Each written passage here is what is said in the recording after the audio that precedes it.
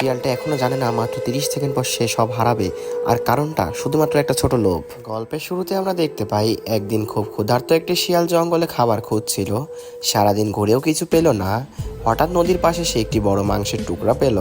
তার চোখ চকচক করে উঠল। সে ভাবল, আজ আমি ভাগ্যবান, আজ আমি জিতেছি। মাংস মুখে নিয়ে সে নদীর উপরে একটা সরু গাছের গুড়ি দিয়ে পার হচ্ছিল। ঠিক তখনই সে পানিতে নিজের ছায়ায় দেখল। ছায়ায় দেখা গেল আরও একটি শিয়াল, আর তার মুখ আরও বড় মাংস। তার মনে লোভ জাগলো। সে ভাবল, ওইটাও যদি নিতে পারি তাহলে দুটোই আমার হবে। সে চিৎকার করে বলল, এটা দাও। মুখ খুলতেই তার নিজের মাংস সোজা পানিতে পড়ে গেল। সে জাপ দিয়ে ধরতে গেল, কিন্তু স্রোতে সব ভাসিয়ে নিয়ে গেল। ভিজে শরীরে নদীর পাশে বসে শিয়ালটা বুঝল সে অন্য কারোরটা নয়, নিজেরটাই হারিয়েছে।